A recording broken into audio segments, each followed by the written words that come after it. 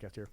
All right, so we're back, and we were just talking in the break that really wasn't a break. We're using these television terms while we were at break, but we were talking about how, like, Chris was saying, hey, you got a really good podcast voice. And it's like, and I was saying it takes years of practice. I don't know if I've ever verbalized this on my podcast before, but I originally wanted to be a radio DJ. Or a radio guy, like the guys on the radio be like, this is 94.7 KRUF, and I would record myself. There are probably tapes buried deep in the family archives where I would hit the record button, and one of our like stereo sets or stereos had a microphone on it that you could like record. It was so there's probably a tape of me going, and now next on the radio show, and I'm 39 years old. I've spent the better part of, I would say 20 years just recording, YouTubing, podcasting, and it has been born out of seeing and hearing what works and then going with it. I am by no means great at this, but I'm good at it, and I love it so much. Oh yeah. Speaking of love, oh yeah. So we've both got lists. We've both done a little bit of our homework here today. Oh yeah. Today is best games of 2021, and they can be games that weren't released in 2021. I should qualify this because I have some games on here going to be like, dude, that was like 10 years ago. Yeah. So games of 2021 that I played, enjoyed, the worst games of 2021 that I played, or games in 2021 that I played, games that I wish would continue. And there's two on here, and I'm going to talk about both of them. They're really interesting. You may not have heard of either of them. We'll see. Yeah. And then games I need to play more. And these are games that I've purchased in the last, couple of years, but I've never really gotten back to. Yeah. And if you're a Steam player or an Origin or Ubisoft, you've got every gaming company has their own digital platform that you can buy games from. Steam is the big daddy of them all. Yep. And then you've got Ubisoft, you've got Origin, Good Old Games, GOG has their own. Yep. So what I did is I went through all of my platforms and I made my list. Oh man. I didn't do quite that, but I sometimes go a little bit overboard, go big or go home. Yeah. It sometimes can lead to a lot more than you needed. So I got my lists, I got my things. Let's start with what you like. You can choose best game that you played in 2021, or best games, worst games of 2021 that you played, and then what do you got? What's on your list? What do you got? So I actually have two best games, kind of. Okay. I have one for story and one for blowing junk up. Okay. Hold on. One for story. I'm gonna write this down. Story, and one for blowing stuff. You said blowing stuff or junk up? Blowing junk up. Blowing junk up. Okay, we got it. We got a definite category going on here. We're gonna work on expanding that if we need to. Okay, so what's your game for story? Okay, so my favorite game for story is Final Fantasy X, without question. Yep. There is no better game I've played than that one. On the previous episodes, we've talked about your Final Fantasy love and adoration. Today is my day, and when I get done here, I'm gonna go home and I'm gonna look up and see what I like. Probably pick up Final Fantasy X or whatever game, just so that I can, when we sit back down here again in a week, I can say, yes, I played Final Fantasy, and either it was great or you're a terrible person. Why did you give me this? Tell me to play this game. All right, so for story, and we've talked at length about Final Fantasy story. It is awesome. Deep, it's rich, it's intense, it's amazing. They definitely did their research in making sure that it was a game as a player that you consistently. It's a similar thing with a book. Like you read a book and you're like, okay, I want to read more. I want to keep going. I want to keep turning these pages. With computer games, it's I want to keep playing. I want to figure out where this goes. What are they going to do with me? How are we going to do this? Stuff like that. Yep. So story is important. What is your? I've dropped a pen. Oh, it's on that side. On your left. On your left. On your left. There's the drama we have on our podcast. Is Aaron drops his pen cap. What happens next? Dun, dun, dun. Stay tuned. Stay tuned after the break. Anyway, so now on to the best category of all time. My goodness. The one for blowing junk up. What is the game? There's actually two. Oh, geez. Okay, two games. So one is Halo. Of course. By far. Well, we're talking Halo Infinite, right? All of them. Okay. I like the first one and Halo Infinite. Those two are really good. All Halo games. Oh yeah. Okay. The second one is one you may not have heard of called Mercenaries. No, I have. Okay. Okay. Yeah. All right. So here's what I know about the Mercenary series. So it was a PS4 or PS3 game. Maybe even back. I think it might have been. There's like it's a 3-game series, right? Yeah, I think so. Okay. So oh my gosh. Okay. Love that game. Oh, so Mercenaries 3. That's a good game. Oh, Mercenaries. So my experience with the Mercenary series. I got to do this while I Google it. So my experience with the Mercenary series was on the PlayStation, I think, because it was like Mercenaries 3 or something like that. Mercenaries 3. Yeah. That's it. Mercenaries 3. So Yeah. Mercenaries 3 was it was supposed to be the third installment. Oh, it was canceled. Oh, it was. What? Okay, so what was the game that I played then? I got to figure that out. So I played the original. The very first one was the one that I played, and it came out in like long time ago. Okay, so maybe it was Mercenaries 2. It could have been, yeah. Mercenaries 2. See, World in Flames. Yeah. Oh, okay, yeah. Okay, so that was my this game. one. Okay, so Mercenaries 3 apparently was in development and never got done because the studio shut down. Yep. Mercenaries 3, though, I played that. What was this on? Was it on the PlayStation 2? Probably. Okay, so PlayStation 2, Yep. PlayStation 3, Xbox, and Windows. Oh, it was on Windows? Yeah. Okay, so I'm going to jump in here because I love Mercenaries 2. I love that game. There is no limits to what you can do. Oh, you can blow anything you up. can blow it all up. All the entire world is destructible. And the story that's told, it is edge of your seat, Yeah. just fun. It's You get good. to, as you said, you get to blow chunk up. Lots of it. And yeah. it is absolutely so much fun. I played this game on the PlayStation 3 and I loved it. Oh, yeah.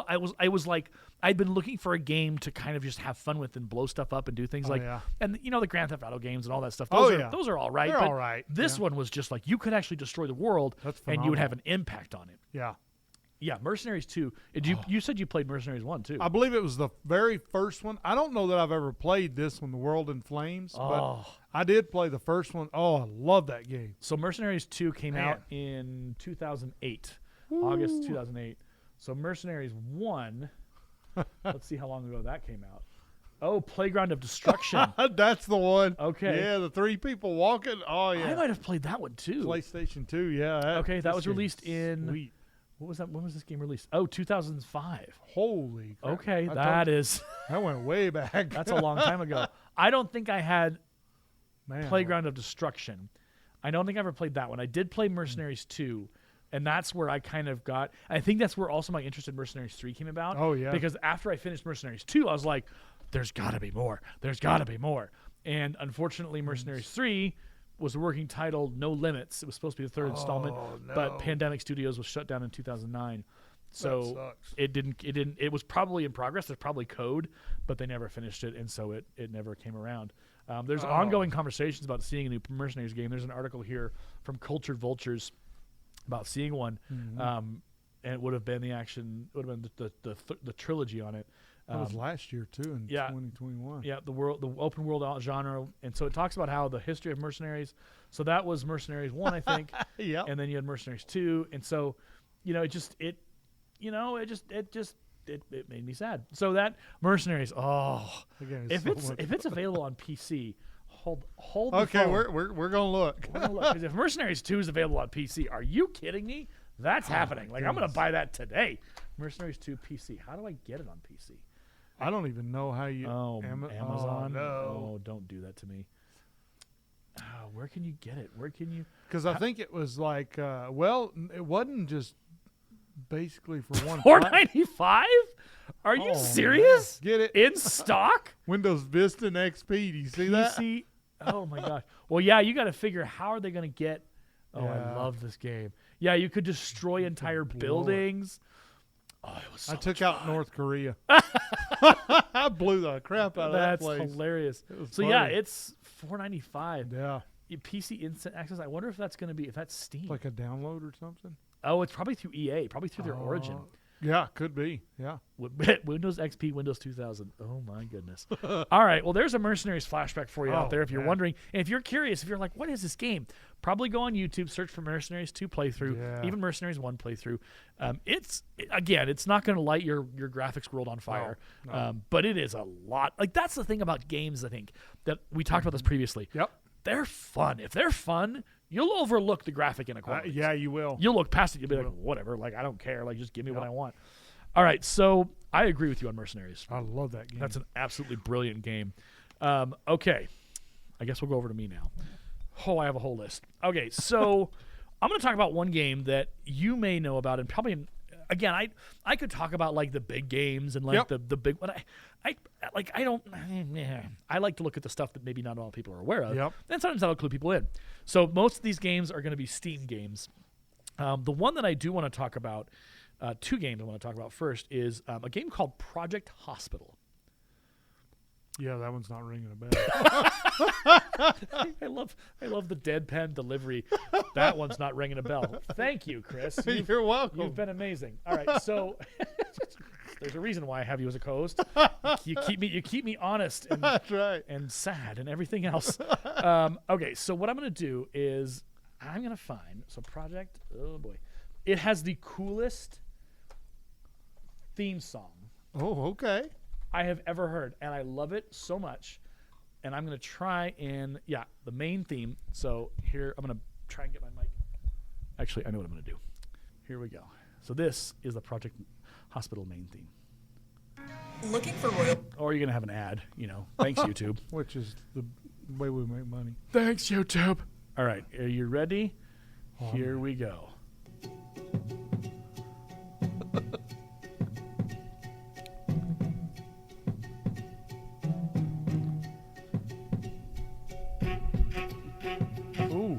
Wait for it. It's better.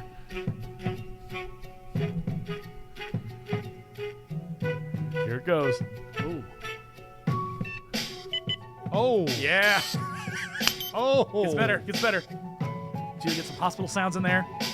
Here it goes. Oh, darn. Here it goes.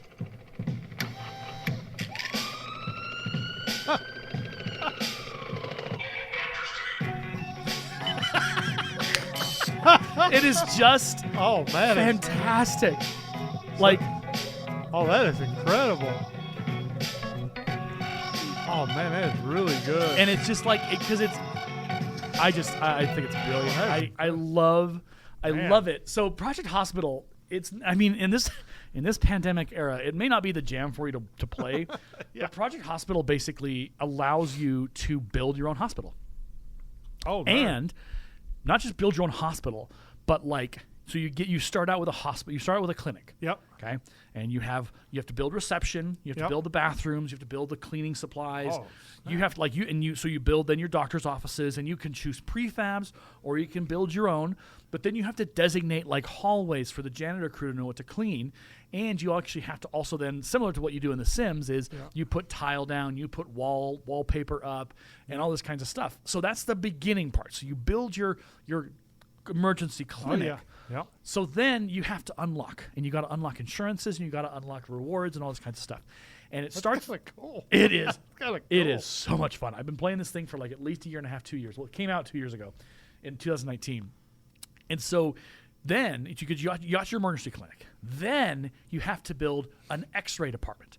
So you got to build an X-ray. You got to build an MRI. You got to build CT machines. You got to build all the X-ray radiology departments. Okay. Then now, as you're playing the game, it's like day 2 or 3, and then it says, okay, well now that you've got that built and you've got it staffed, so you have to staff it. So you make decisions on who you hire, and sometimes it will do a thing where it hides your characteristics for the people, so you're taking a risk. Who you're hiring because you only know so much about them. And sometimes you end up, and this is not a lie, you end up with employees who their hidden characteristic was that they like to get drunk on the weekends or whatever. And so then you'll get an alert once in a while where that employee will say, oh, employee got drunk last night. He's going to be late today and not doing so well. And you're like, dang it. Why?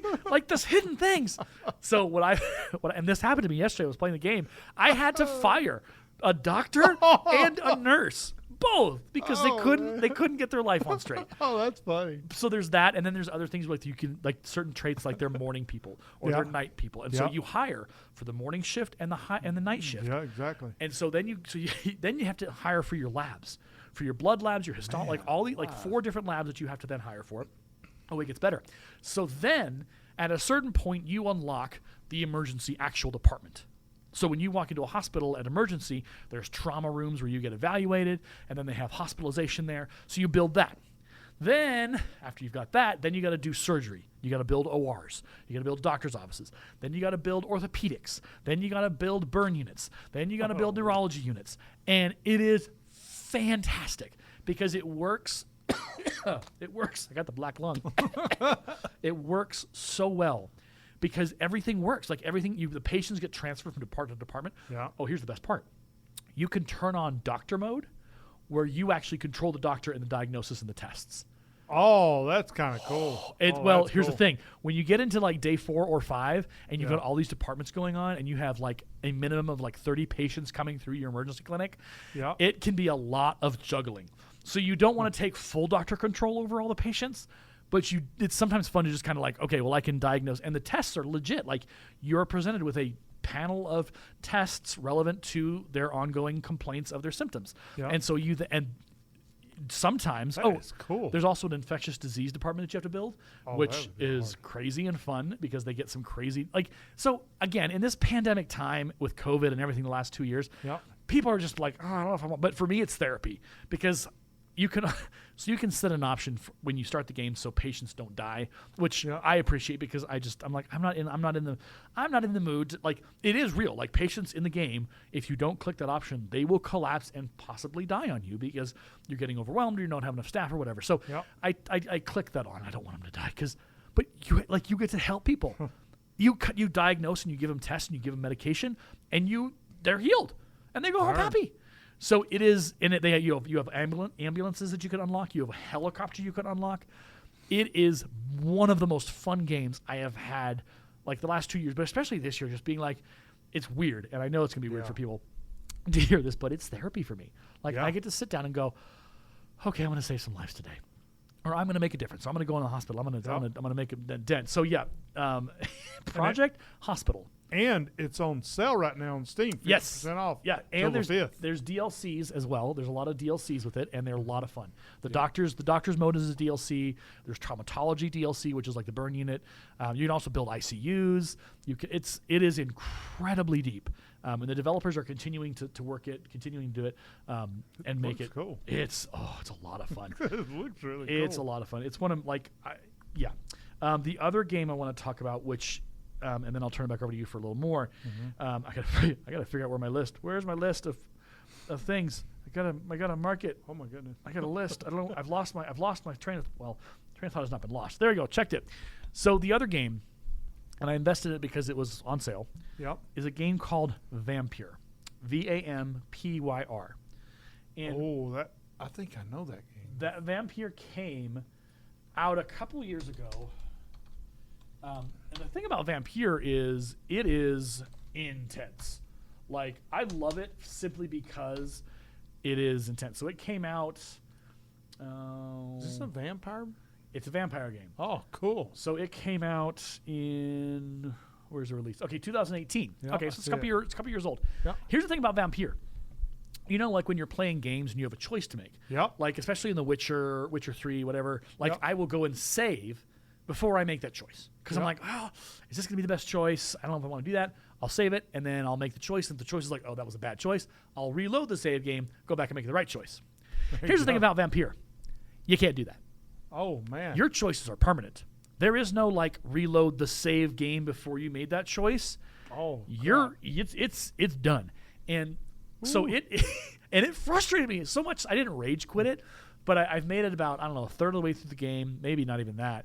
And there's a choice that you make with a nurse that you've been trying to track down in the city. And it's set in the time of the Spanish flu. It's set where everyone is, and there's also vampires around, and it's very interesting. It's interesting. Yeah. It's the lore and the story in Vampyr is fascinating. So there's a choice that I made, and I was just like, oh, okay, I'll have her just do this. But then I realized as he's like is saying what that choice is going to mean, I was like, oh no. Oh no! Oh no! I don't want to do this. This is the worst decision I've ever made. I was like going back to be like, can I load the save game? I was like, I can't do that. I can't load the save game. I have made an irreconcilable and irrevocable decision that I now have to live with. And the game even tells you, this will affect the area of the community that this person was in a negative fashion. And I'm just like, no. Go back. But the power of that, and I got to get back into it because I had to take a step back because that game, like that choice was like, I've just doomed an entire like part of this community to certain death because this nurse is not going to be there anymore. What have I done? And so I had to take a step back and go, okay, this.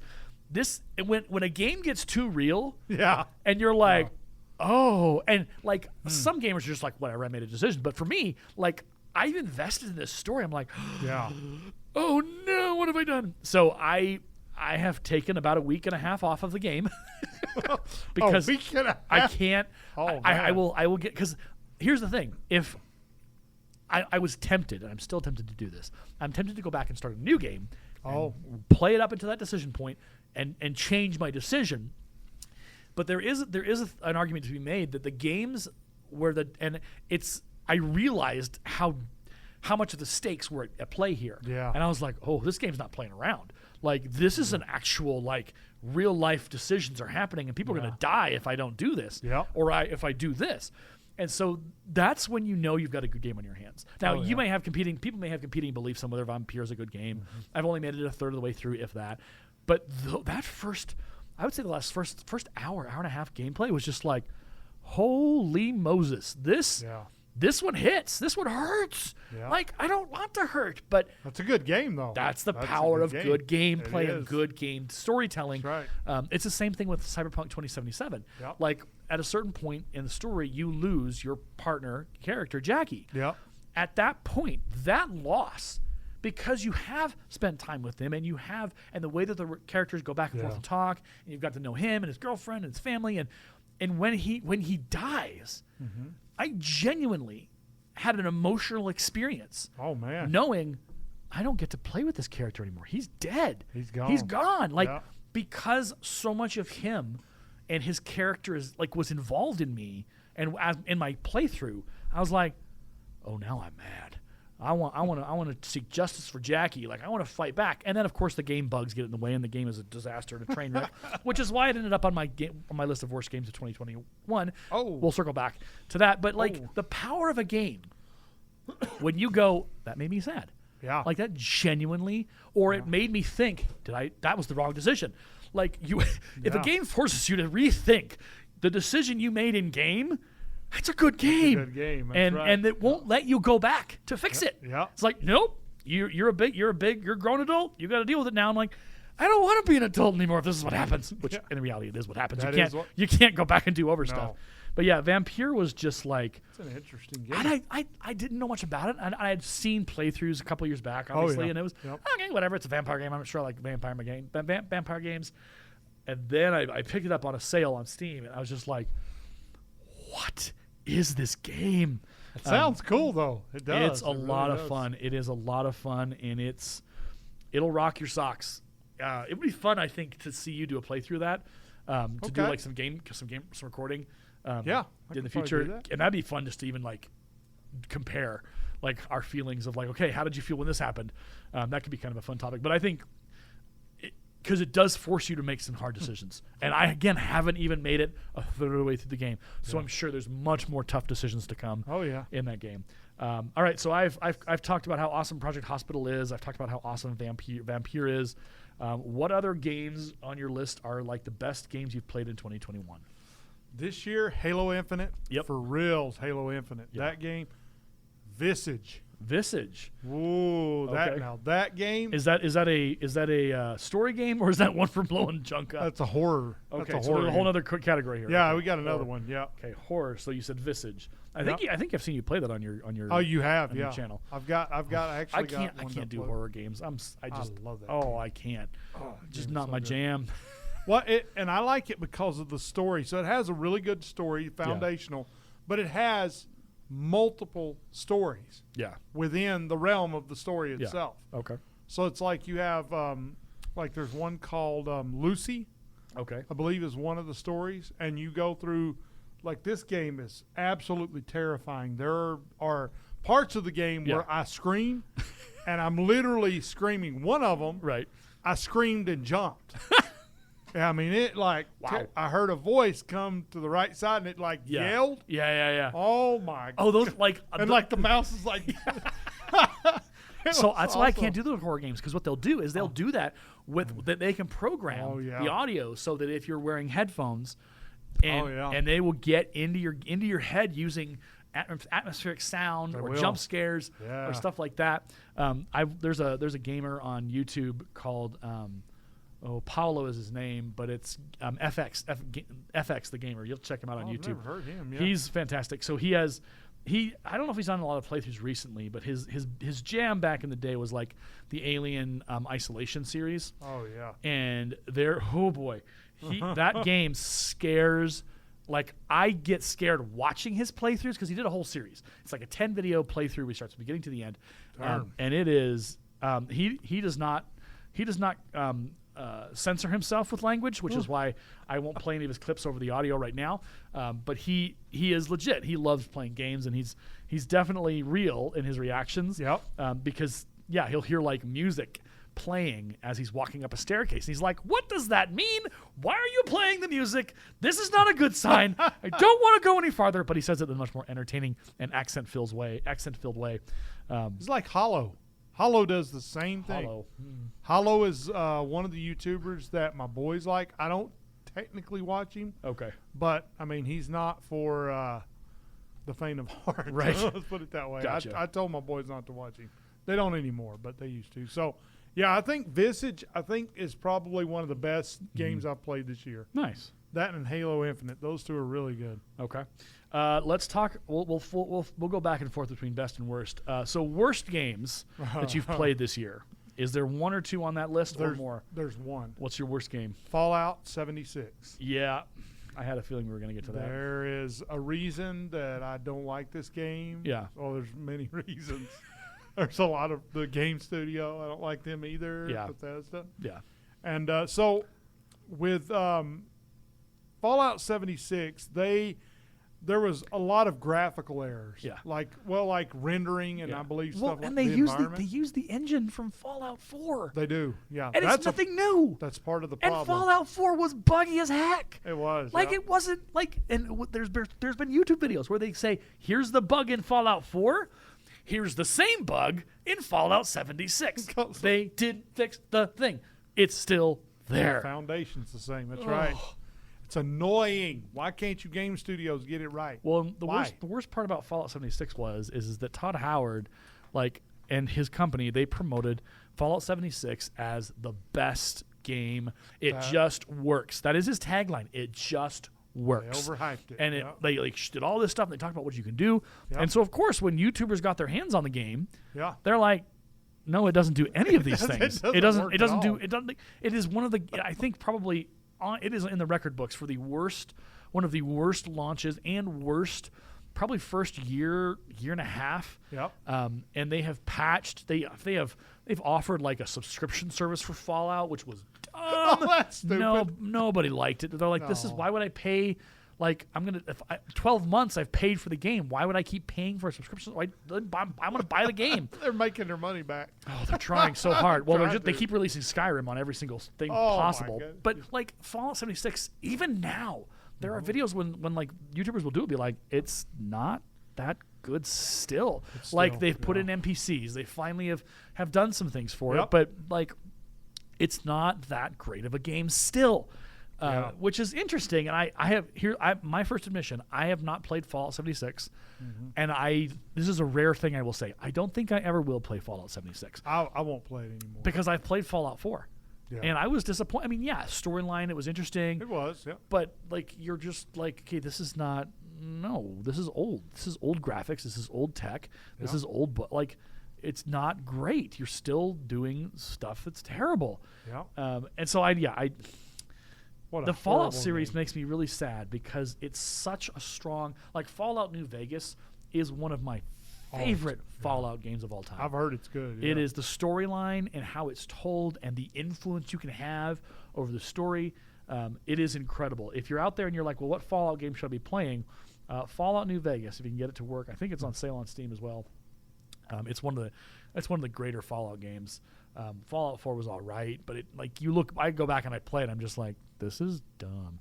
Part of the reason why I don't like Fallout 4 is like they added on DLC where you can make your own base, you could have settlements, but then even if you built a gate around your entire base and had guns on all the monsters would still spawn inside of your base. And then you would get an alert. Settlement blank is under attack. What the heck? And I get back there and they're inside the gates. I'm like, how? This is a simple programming thing. But Bethesda in all their Bethesda-ing, their glory. Glory is a big word. That's a not true word.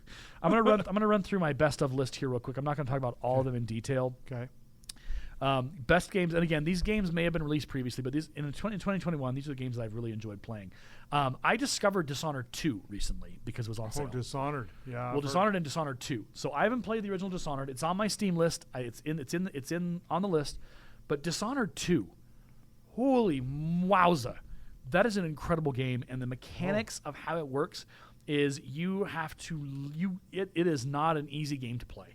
You have to plot out your movement. You have to decide if you're going to use your special powers or not, and you have to really, really, really, really get into the world. But the mythology of Dishonored 2 and the depth of the story and the integral pieces there, it just makes for a fun game. It's a fun game. The graphics are incredible. The characters are incredible. Dishonored 2 is one of those games that I wish I had played earlier. Yeah, I really wish I had gone into that earlier. I've heard that's a good game. It's a fun one. There's one out there it's kind of new, not really, but I think it's still in early release. It's called Everspace 2. Everspace, yeah. Okay, so Everspace 2 is out in early release. Yeah. Everspace 2, I've played, and the developers are on it. They're working on it right now. But what they've got so far, and I haven't played it in about 3 months. So they've added new content. Yeah. It's a lot of fun. You are the POV perspective is you're on a ship at all times, you're flying through space. Yeah. So you're not first person on the bridge or first person walking around. It's a lot like Descent, where you're in the ship and your identity is the ship. Yep. And you can upgrade your ship and do things, but you are in the ship. And there's you see your face in the communication screens, but you are in the ship. That is what you move around and use and interact with the environment. The storyline is really interesting. It's not. Last time I played it, about 2-3 months ago, there's a certain point where the game designers had put a bookmark saying, "Okay, we're picking it up from here. You're just going to see a bunch of storyboards, but eventually we'll get the full motion and all that stuff in there." But Everspace 2, it's a very interesting story. It's very involved. It's very deep. The graphics are incredible. The gameplay is fun as all get out. So that's one that I've really enjoyed, and I want to get back into this year a little bit more to kind of flesh it out. I'm just going to mention these in passing. Gas Station Simulator, check it out. It is as fun as you think it is. Transport Fever 2, if you're a guy or a gal or anybody who loves to play simulation games where you build infrastructure and it's across an entire map, Transport Fever 2 is fun. It is deep, like Project Hospital, and it is the mechanics of it are always they're working on improving it. So they're really working on that. There's another one, Police Simulator Patrol Officers. Oh, that would be good. It's a fun little game. You actually you play a police officer and you progress through missions and you arrest people for good reason. You have to search them. You have to photograph accidents. You have to sometimes tase people who try and flee from you. Tase. Oh, I like it already. But in the way that it's presented is these are situations where use of force is authorized, and it will penalize you if you go inappropriately and you do something inappropriate. You'll either get fired or fined, or you'll get it won't go well for you. So it does institutional kind of conversation of good policing looks like this. And they've had some updates. They've done some updates with graffiti and other possible variables that you can play with. It's a lot of fun. You get to eventually drive a patrol car. And they're all the guys are working on it. Stellaris, of course, is the granddaddy of them all. Space-based thing. Sims 3, if you can get it through the EA Origin Store, Sims 3 is the only Sims game I will ever play ever again in my life. I will never touch Sims 4 as long as I live, and even in heaven I won't play it. The Division 2 is the Tom Clancy one. Good one. Division 2 is fun. I love the Division 2. It's a good game. It challenges you at every corner, but it's the good kind of challenge. And then what else is there here? Okay, this one is a little fun. It's on the Ubisoft. I think it's on Ubisoft or the other one. What is the other one in competition with Steam? Oh, it's hard to remember. GOG? No, not GOG. Oh, this is bad. Oh my goodness. It's not in my brain. I don't know where it is. It's right there. E something. Oh, EA. No, not EA. Oh, I don't. There it is. Epic. There it is. That's what I was done looking. it. I God see it. bless America. So it's on the Epic Store. Yeah. Okay, so the Epic Store. So the totally reliable delivery service is a fun little game. Yeah. And if you really are looking for something to distract yourselves and be a little loony and have some fun, totally reliable delivery service is a fun one. I enjoy Ghost Recon Breakpoint. That's been a fun game this year for me to play. Oh, yeah. It allows you to basically cheat a little bit and set the settings to like super easy. And I'm not a competitive guy, so that brings me joy. Oh, yeah. Civilization 6, of course, the best of the best of the best, is always a good thing if you're interested. I think they're probably still on sale on Steam. Probably. Let's see here. Active Aggression, that's an old RTS. And that is a fun little game. I've never heard of that. Oh, Active Aggression. It's almost, there's a game called Direct Action as well. And World in Conflict and then Direct Action. It's all similar kind of game, RTS series. Yep. They tried to take over from Command & Conquer when Command & Conquer faded out, and it didn't really go all that well. They're good. They're fun games. Don't get me wrong. Like Active Aggression and Direct Action, and the new one that's coming out is also kind of fun as well. So there's that. What else is on my list? No Man's Sky, of course. It has come a long way from when it was launched. I'm gonna play that one. It's a lot of fun. There's a new game out there. Well, not new. It's not new to anybody else, but new to me. It's called Teardown, and it's on Steam. And it is basically like Minecraft, but a story and really, really solid graphics, even at the Minecraft level. And so there's a whole like actual campaign. And there is like a legit storyline that you are able to engage in. And you basically crazy. Anything in the world, similar to Mercenaries, can be torn down and destroyed. I love that junk. Yeah. That's so there you fun. go. Teardown is another one. It's my kind of game. For historical fun and just because the series has been a fun game for me. I played Crusader Kings 2. I'm now playing Crusader Kings 3. Crusader Kings. I love Crusader Kings 3. And the new DLC, the new DLC comes out I think in February for the actual throne room. Where you can have that expansion on that. Okay, before we move forward into worst games of 2021, any other good ones or best of that you want to mention?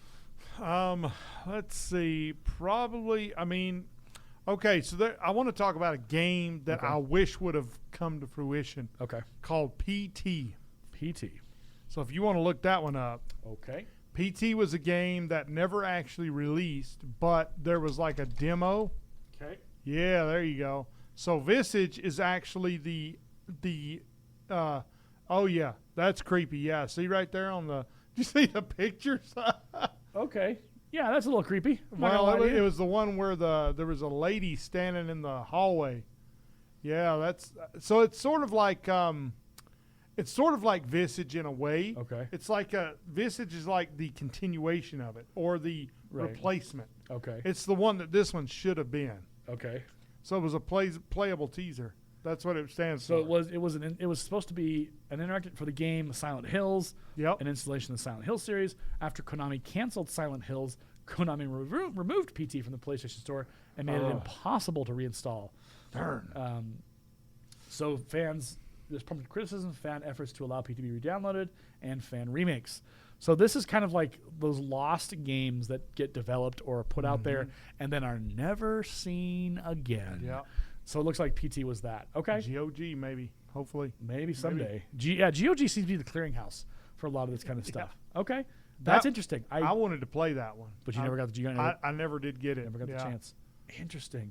Huh. Yeah, and it was good old Kojima. It was Japanese too, wasn't it? Yeah, it was because the Silent Hill series is definitely there. Yeah. Okay. All right. So now let's move on to the worst games of 2021 that we played. There's a game called Greedfall. Never heard of that one. It's on Steam, and it felt like it was a replacement or an attempt to kind of continue on with the Dragon Age series kind of game, like an RPG kind of thing. And the thing about Greedfall, and if you read on the Steam page, you'll see some reviews that mention this, but it's not there. It's more of a hack and slash. The things you do they have the same impact no matter what you do. Like you don't have a lot of choice in how you influence the world. And so how you travel around the world is you go from like point to point, but there's not much things that you do that impact the story. There's just kind of a linear direction that you're supposed to go, and that's what you do. You go a linear direction. And I don't like linear games. I think big part of the problem is because I've played so many open world games that have literally allowed me to do anything and everything, and those choices in like Skyrim or Dragon Age Inquisition or even Dragon Age 2 or Dragon Age 1, like those choices had an impact. Yeah. The world shifted. I mean, Witcher 3, the world shifts according to the decisions you've made, both in the game and the previous games. And so that real world implication in Greedfall, it just kind of felt like half-hearted effort. And I loved it when it came out. I bought it and played it, but I kind of just lost interest because I was like, this is just me going through a story. Yeah. I'm the star of a movie. And they came up with a DLC, and I haven't played that because, again, it didn't draw me in. I was like, this is an open world. And it isn't, because you can only go, you can travel, but you can't, like, do it like you would do in, like, a Dragon Age or kind of games where it's a lot like Sims 4, where you have a lot of loading screens that get you through from place to place. Oh, that's ridiculous. So I resisted the urge to put it on the worst games of 2021 that I played, but it's not that great. Like, it just kind of leaves you going, this could have been so much more. The other one that I did not play, and this is the only exception to this rule, is Mass Effect Andromeda. Oh, Mass Effect. Oh. Well, Andromeda was the disaster. It was the launch that basically destroyed the Mass Effect series for a bit. And there was Titan, well, not Titanfall. What was the other one that they produced that never came back again? So that was a period for BioWare's games where they just Mass Effect was a terrible game, and it's like constantly on sale all the time. Like, they're trying to get people to buy it, but it was buggy as all get out. Like, it launched buggy and it hasn't been fixed at all. Yeah. What else? What's on your worst list? I would say Fallout. I really hadn't played any bad games this year per se, because I have my technology channel too, so I've been putting a lot of attention to that. Yeah. But I don't know, man. I think that Fallout 76 sucks. Yeah. Just flat out sucks. I would not buy that game. Yeah. But other than that, I can't really think of anything I've played that I wouldn't. Oh, I got a list. You've probably got a lot of them. I got a list here. We've talked about Cyberpunk 2077. Yeah. I picked it up. I re-downloaded it a couple days ago, and I rebooted it back up, and I'm like, nope, it still isn't any better. Still buggy? Yeah, like people were walking through a bridge. I was like, I'm sorry, what? Like, this is that's not. This is pretty simple stuff. What is happening? Like, you launched it buggy. You said you patched it, and there's still stuff that's going on. And so I'm just like, nope, I'm not going to play it. And I haven't played it to the end game. I've gotten it to the point where I'm right before the end game, and I don't have the motivation to go. Like, I'm just like, is it going to get fixed? Because if it goes next gen and actually plays like a next gen game, then hey, I'll pick it back up again. Yep. Let's see what else here. So, Red Dead Redemption 2. Will probably shock you that that's on my worst games that I played. Yeah, that's shocking. It is. The problem with Red Dead Redemption is nothing. You're on a predestined choice. Oh. Your plan is predestined. The game ends the same way no matter what you do, because this is a prequel. So you can't change your character's arc too much. It always ends the way it ends. Well, that's terrible. And so, this has been my complaint, and I'm sure there's people out there who are just like, oh, you just don't appreciate good technology. Oh no, it's a beautiful game. Like, the engine that creates it, and the fact that when you're, pushing through the snow, it actually real time looks like you're pushing through the snow, and the character models act. But here's the thing: your technology and your gameplay and your graphics engine and all of that. Yep. If you don't have a solid story that makes me want to explore further where this goes into the unknown, I'm not going to play your game. Yeah. And Red Dead Redemption 2, while technologically and graphically, I've heard, a masterpiece. Yeah. I've played it. It's beautiful. But beauty doesn't make for a story that I want to play. If the story is just like, well, you know what happens to Arthur Morgan. Well, yeah, I do. Why should I play through that storyline? Because I can't change what's going to happen to him. If you had given me a Red Dead Redemption 2 that was following the son of John Marston, there it is. Yep. If you had given me that story and it had charted an entirely new path, and it allowed me to make choices and direct this kid in his future and what he does in with his father's death and his mom's death and all, if you gave me that, I would love that game to death. but you gave me a predestination. You didn't allow me the choice to choose my path. I'm stuck with the same character, and it's going to end up the same way. Yeah, I have an open world, and I can make choices in that open world. Yeah. But in the end, the storyline that ends up being told, there's no real difference there. And so, again, this is the danger with computer gaming companies is they make it flashy and pretty, but that's it. Beauty's only skin deep. Yeah, and it's only code deep. At that point, if you want to do that. Yeah. I'm trying to remember that title of that game because it's. And to me, I believe that story or graphics are secondary to story. Yeah. For me, that the story's got to be good. Game. Otherwise, it just sucks. Flying. Was it BioWare? I think it was BioWare. So there's a game out there that I should be remembering, but it's been so Anthem. Yeah, I saw that one the other day. Oh, so Anthem came out in 2019, so it's an older game. Yeah. But so between Anthem and the other Andromeda, Anthem died. They killed it. They kept saying, "Oh, we're gonna do it," and it was pretty. Yeah. Like it looked gorgeous. Yeah. But the story and the mechanics sucked. And so that's for terrible. as gamers, like it was just like they're like, oh, we're gonna get it, we're gonna make it right, and they tried, but eventually they had to say, yep, we're done. We can't do more. Yeah. And they did. They closed it. They closed it up. They shut it down, and they're not updating Anthem anymore. But that's the thing is that you can have a pretty shiny game with really shiny effects and all that stuff, but unless you've got a story and mechanics to match, I'm not playing your game. On the list of that, which the only reason why I don't like it is because it annoys the heck out of me, is Ghost Recon Wildlands, the Tom Clancy series. I've heard of that one. Yeah, it's tough. Like there's not a lot of ways that you can, like easy level is not easy level, and there's a lot, and there's not like fast travel isn't what you'd like it to be, and it does make it hard. That's why I love actually playing Breakpoint, because Breakpoint gets those mechanics right for me. Yep. Wildlands is terrible. Watch Dogs Legion, I've talked about that before. I think Watch Dogs Legion is a terrible game. Yeah. It's beautiful, but the storyline on it is totally, you try and subvert my expectations.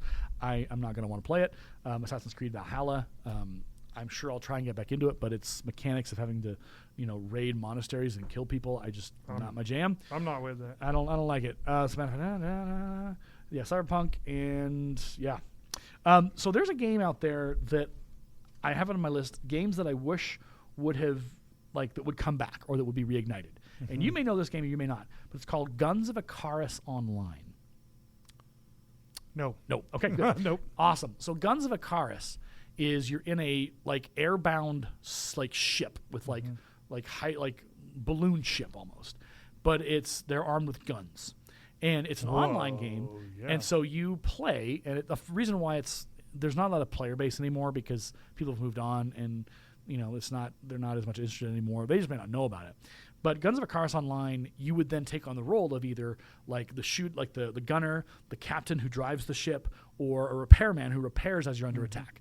And so you have 3 or 4 positions, and then you basically run around the ship as the pilot steers, and as the gunners gun, you're repairing, or you're gunning and they're repairing. And so it is a team effort to keep your ship afloat. Kind of cool. So you target the other team, and you have to focus in on, okay, I want to hit their fuel line. Hey, I want to hit their propeller. So that'll disable them until they can get it fixed. And so this incredible, and the visuals, oh my gosh, were incredible. Was they that good? It was beautiful. Really? It was a beautiful game. And I played it for a little bit in the back in the day, and I looked it back online, and I looked at the reviews, and the reviews were like, yeah, we still don't have enough players to play. It's still pretty empty. But it was designed, I think if they could make a single player copy of it or something, people would buy the heck out of that game. But it was a lot of fun. Guns of Icarus Online, that's an old school cut. Check it out if you can when you're looking around. The other one, and this one you may be familiar with, it's called Banished. Banished, It's kind of like a city manager. I've heard of it. Yeah, it's so sad because it had such potential, but then they moved on to other projects, and the game basically became what you call abandonware. It's no longer updated. And so that's what made me kind of sad. Do you have any games that you want to play more this year?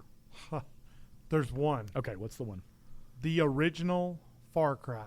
Oh my gosh, yes. That game was so darn hard. Holy crap. And the graphics weren't great, but it was fun. It was a lot of fun. That's a good example of a good story and good gameplay mechanics. Yeah. I remember playing that. It was like a 6 CD set, wasn't it? It was. Oh, yeah. my gosh. Oh, there is another one. It's called SWAT. Yes. Made by Sierra Studios. SWAT 3 is the best. Oh my gosh. Okay, we're going to talk about that for a second. Yeah. Oh my gosh. Chris, you have no idea what you just touched on.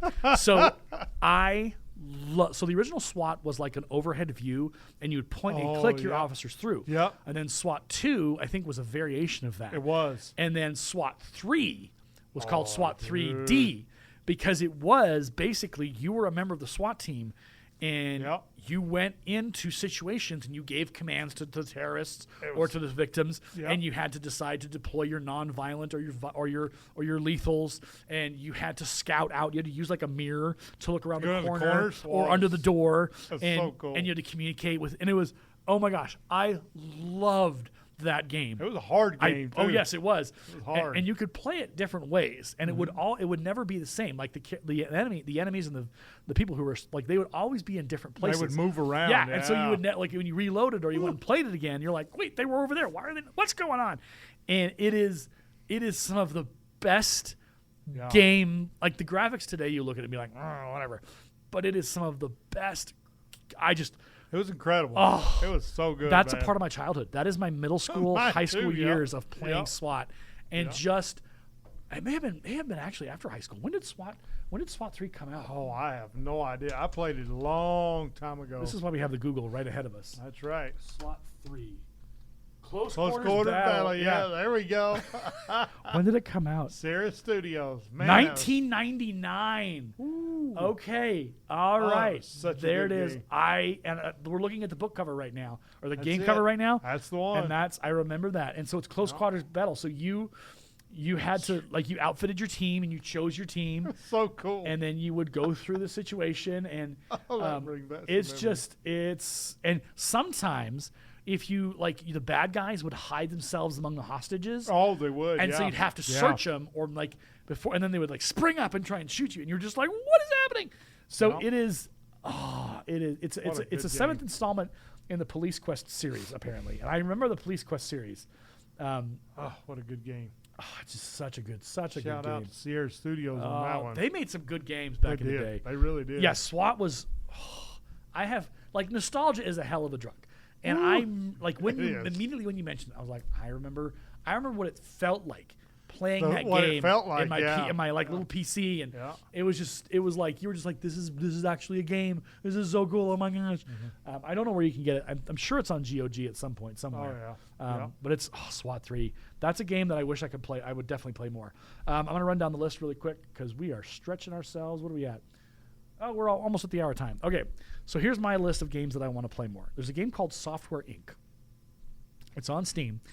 It's an independent company, and it's basically where you design a software company from the ground up. Oh, you rent out an office. You hire coders. You hire designers. You hire the whole team, and it's part Sims but also part business management. And it's pretty legit. It's there's one of 2 games. I can't remember what the other one is called. But Software Inc. is a lot of fun, and I need to play that game more because never heard of it. It's a lot of fun. Because you can make operating systems as your product. Oh, that's cool. Or you can make databases or whatever, and it goes through you can start in the early 80s, and then as you progress, you upgrade and you get better technology, and you it is for a computer IT nerd like you. Oh yeah, and it's pretty. I think it's pretty affordable. Let's get it. It's on Steam. Let's see. It's on my list. There you go. Cooking Simulator is a fun one. That'd be good. I love Cooking Simulator. They have an expansion where you can get pizza. You can have a bakery, and they have just released recently a apocalypse shelter cooking simulator. Oh man! Where you can go and shoot radiated sewer rats and then come up with recipes for them. Oh, that's cool. So yeah, Cooking Simulator is a fun one. I get a kick out of that. World in Conflict, that's the one of the game I mentioned. Oh yeah. There's a game called Control, and I don't know if you've seen it. I have seen it. Yes. And I got it for free, I think through one of the stores, and it's one of those games where it's really trippy. It's real weird, but the story and how it weaves this kind of what life could look like for us if we had this kind of world with us. It's a lot of fun. It's a deep story. Atom RPG is another one. Huh. It's kind of the successor to the original Fallout 1 and 2, where it's just a top down and you have to explore and click and point. Oh yeah. But it's done with obviously today's technology and stuff, so that's a lot of fun. That'd be cool. SWAT I'm putting on my list. Far Cry original is fantastic. Yes, it is. Very hard. Yes. Holy moly, it's hard. I can't wait to try it again. Mass Effect Legendary Edition. I recently picked it up about 2 months ago, and it's all the Mass Effect games, all the DLC. Oh, that's crazy. From start to finish. And so you start with Mass Effect 1, you play through that, everything from 1 transfers to 2, you play through 2, everything from 2 transfers to 3, and so you have a complete interconnected storyline that you tell with Commander Shepard from start to finish. Finally. So that's kind of fun. Let's see what else here. Okay, this is one that I'm not sure how I feel about. It's called 7 Days to Die. Oh, yeah. And I've heard of it. Yeah, and so I've played a little bit of it, and I was like, okay, it's kind of cool, I guess. But they've had some updates recently, so I'm going to get back into it and try it and see what I think about it. I'm not much of a survival first-person game guy. Yeah. Because there's that added element of like, oh, I'm going to die if I don't do this right.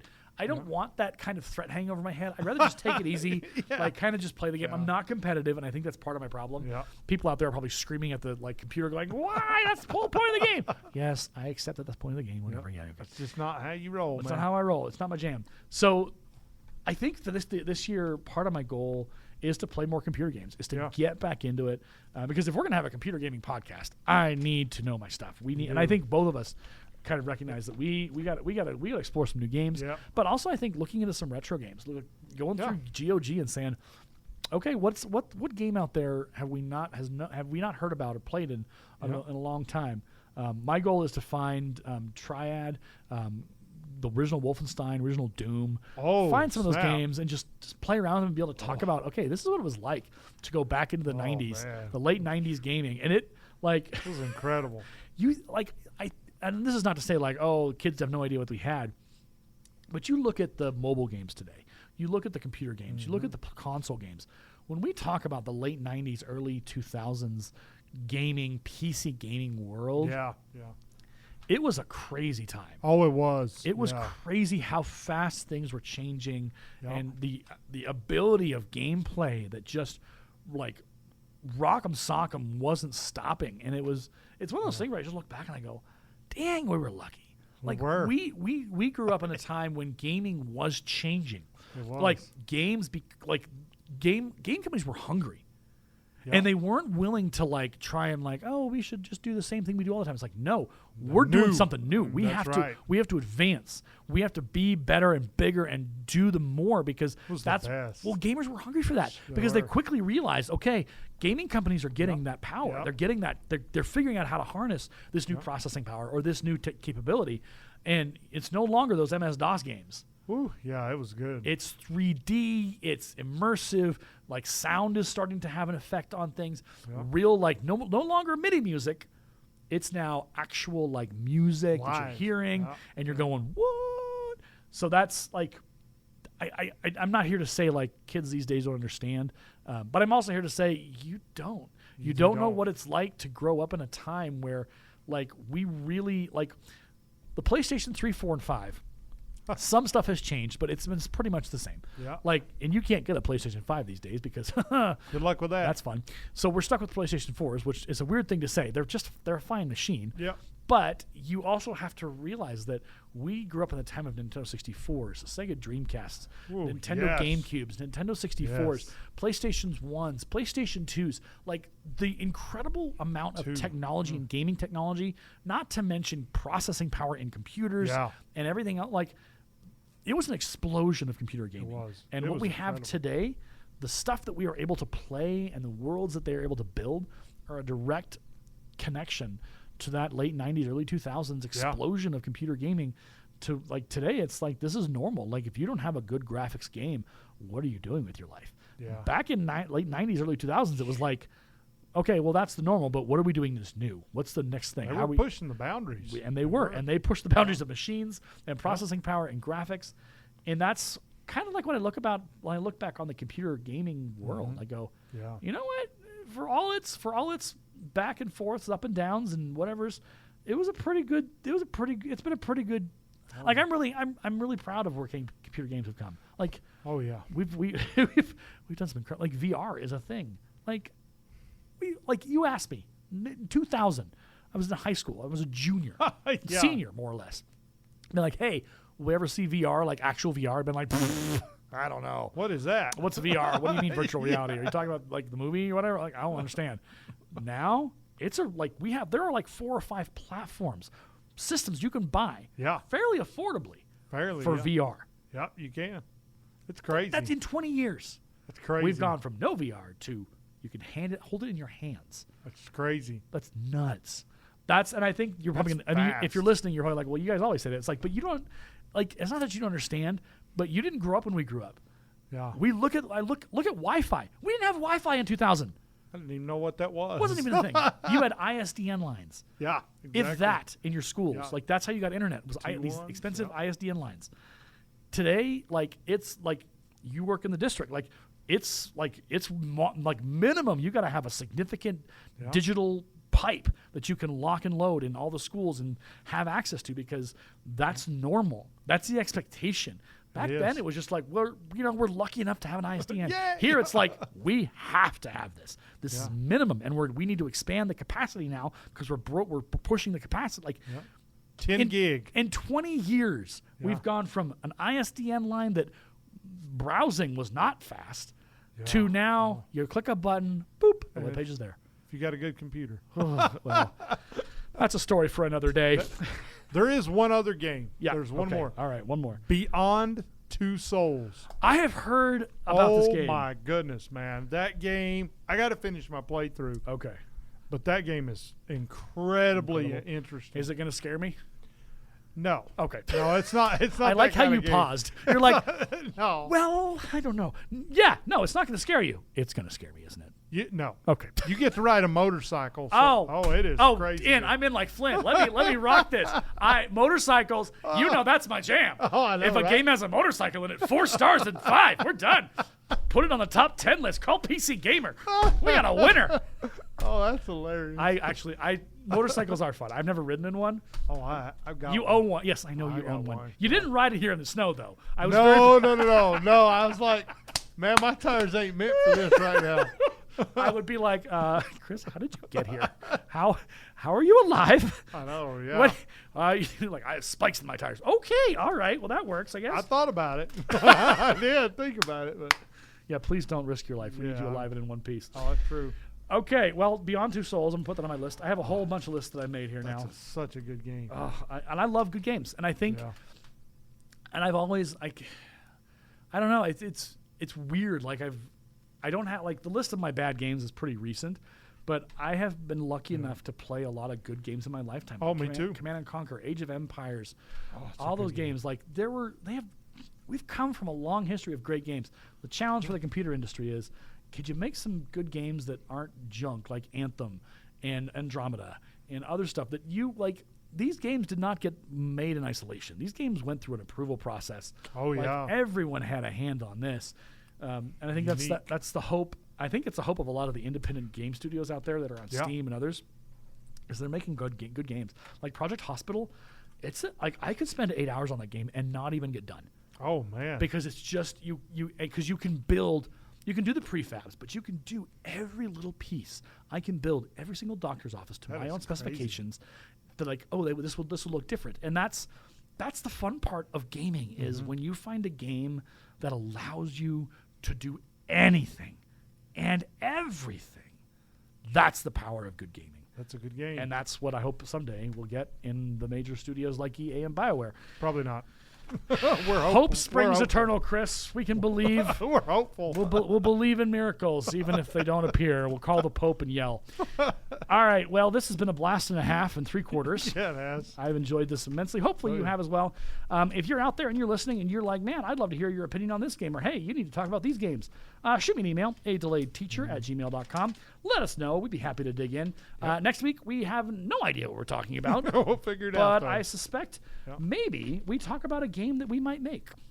That might be kind of fun. Yeah. For a little bit of the show. We won't do it for the whole thing, but talk about, like, have we ever wanted to make a game? Also, here's something to put on our list. Actually, we will talk about this next week. I want us to talk about the Myst series. Oh, MIST, yes. The Myst series and the games that came out of that, and the legacy that has left, and the power of storytelling in those games. And that will be what we talk about next week. So strap in for it. We'll be ready back here again next week. And for the rest of for myself and for Chris, thanks for listening. Thanks for continuing to give us your ears. Yes. Keep them on your head, please. Don't send them to us. We don't want that to happen. We don't need them. We don't need them. We don't have a need for ears. We have 2 of our own, pretty good ones. Yeah. Until then, my name is Aaron. My name is Chris. This has been the County Gamers Podcast. We'll see you on the next one. Yes.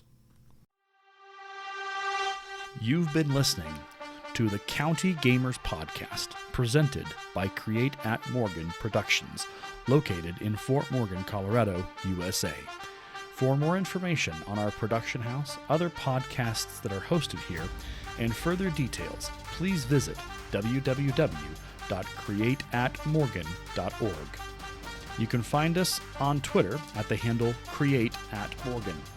Create at Morgan is a school club at Lincoln High School, our alternative education campus here in Morgan County. Our sponsor is Aaron DeLay, the language arts teacher at Lincoln. Send any feedback to adelayedteacher@gmail.com. Thank you for listening to our podcast.